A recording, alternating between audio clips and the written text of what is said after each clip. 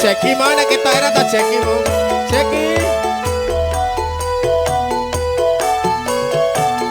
Ada majukan adukan. Spesial buat teman-teman seperjuangan teman gulung dari Mas Adi. Yang dipimpin ketua rantingnya Bilang Teramat Mas Johan Kantong.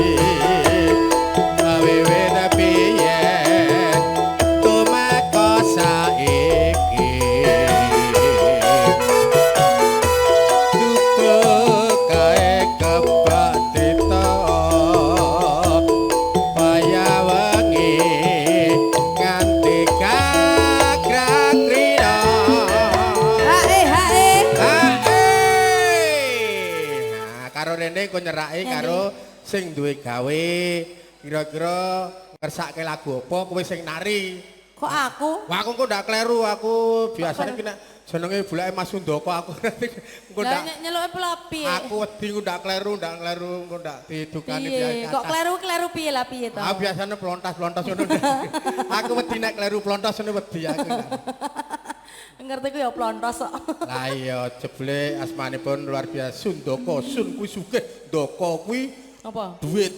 Nanti sugih duit ngono. Duit. Nek sulelok. Iya, su ki tangan leluk ngatung. Hah? Mula kalau Pak Sri iki Pak gawane ngatung berarti. Nek kan ya ditajake. Saiki alhamdulillah insyaallah wis ora meneh aku. Ora apa? Diparingi wis ora gelem. Ya. Wis ora gelem nek diparingi wis ora gelem. Ya nek delik-delik gelem. Padha wae. Catatan sajrone ngati Catatan luntur saya merhati Aku gawe dadi kalong Bergulan aku bekas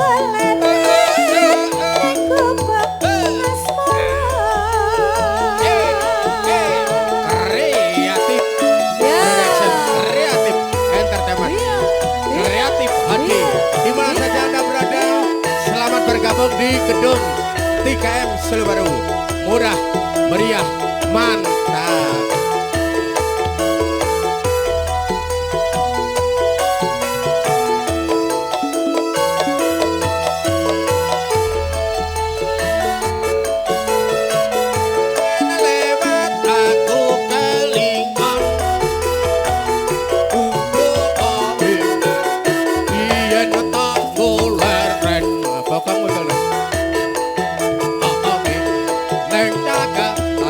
tulisan karena abang pangebrat wis raprawan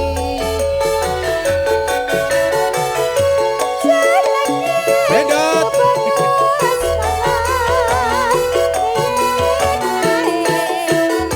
walah tiyo jos iya iya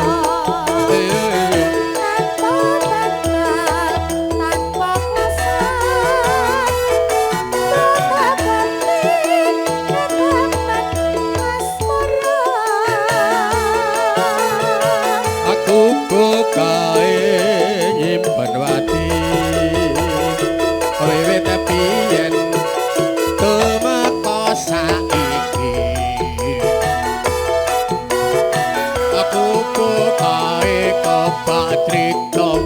Ayo Il. Nganti kakak cerita. Mael. Saya lari seranjana. Di sak iki to. Ngendi anak aku iso malih-malih kok. Malih apa? Mancala putra mancala putri. Mancali to. Mancali putri nek bengi. Ya. Catatan sajrone